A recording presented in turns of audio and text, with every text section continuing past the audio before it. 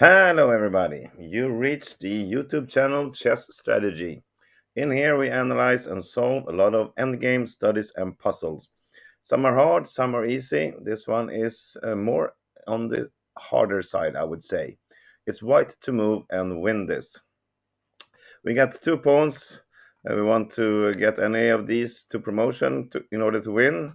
But of course, black has one bishop and another pawn here as well. So we're down in material, but still we can win. It doesn't look possible, but it is. And now we do what we always do in this channel. Now you can pause the video, analyze this on your own, see if you can find this solution.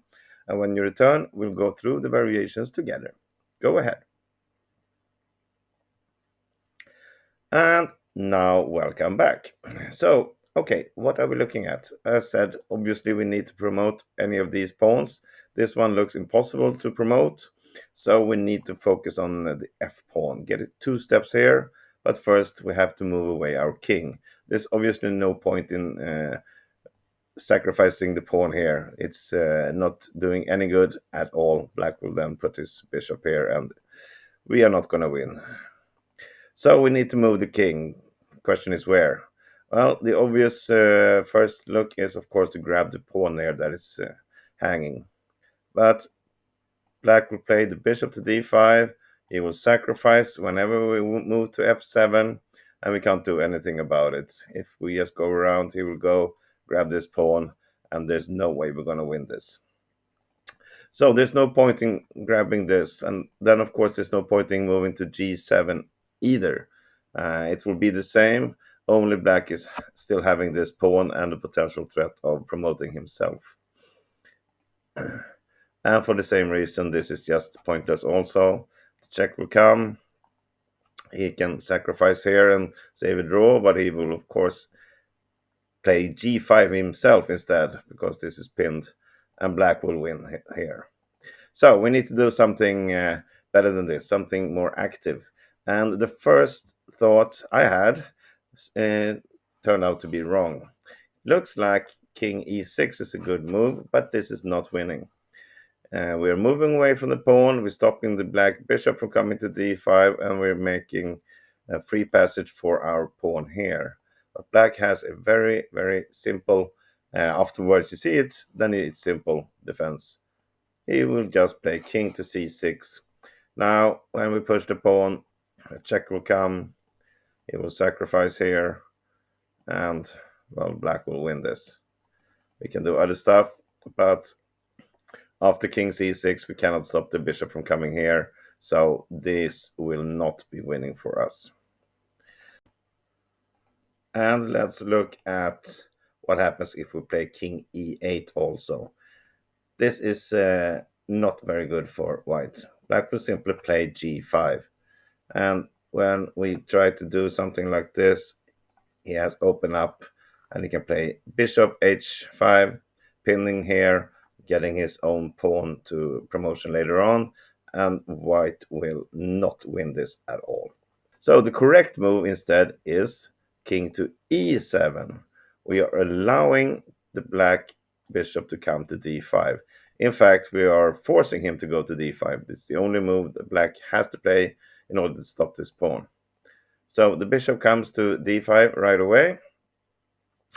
And now we can just attack it. So this is the plan. We go to e7, force the bishop to d5, and now we attack it. Still, it looks a bit strange. We're moving away from our pawn here, but we got a plan. If the bishop now moves, let's look at the main line, which looks like the best one. We just put the bishop here on f7, stopping the pawn. The thing is now we have some other plans. Now he stopped this pawn, but what about this one? We cannot play c6 check now. Black will be able to come to c8, stop both pawns, and he will be happy. But we can play king to d7. Now we're threatening. Check here with the tempo and running this pawn all the way down. And this looks very unstoppable for black. In fact, it is unstoppable. Well, let's say he goes back to d5. This is still the main variation. It looks good. He now has control over both c6 and f7, but it doesn't matter because what? What do you think white will do here? If you need to pause the video again, go ahead. Well, here we go. Yes, he has control over c6, but we don't care about that. We play c6 check anyway. Now, again, black is forced. He cannot move away the king. If he does, we will just continue here. And obviously, he has to stop both pawns with the bishop. That's not possible. So basically, he has to take care on c6. So what did this do good? Well, we need to move the king. Obviously, we're in check. So, and we don't want to get him the chance to go back to d5. So we play king d6. Now it's getting harder and harder for black to stop this pawn. What can he do? Well, the only way to stop it from getting to f7 is to play bishop e8. And now this is the final move. I think you see it. We simply play king e7. Now, if this pawn wasn't here, black would save the draw for sure. But now it's blocking him instead. So that's a good way. And it's a very good point that we kept it. We didn't take it. So what can he do? Well, he have to move away the bishop.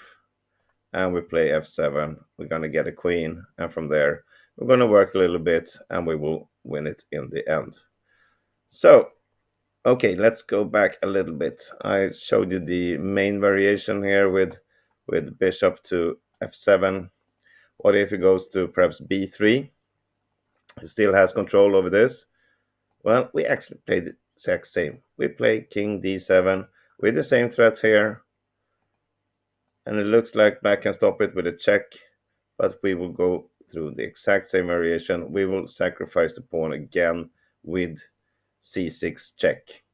It's not as dangerous because this is pinned, so we cannot continue, but we don't need to continue with that. Now we can push the f pawn instead. And this is winning. Get a check, we move, and the pawn is unstoppable. So either way we win. Okay, a small recap. We have to start with king e7, bishop comes to d5, we attack it, push it away somewhere, and then play king to d7 to get this pawn going. Black will stop it like this. We sacrifice and we stop him coming back to d5. This is the only move, and then we attack. And now it's time for black to resign. Nice little study. Alois Wotawa, Austrian guy. Very, very talented chess composer back in the days. Thank you for watching this. I hope I see you again tomorrow for another little puzzle. Have a great day. Bye-bye.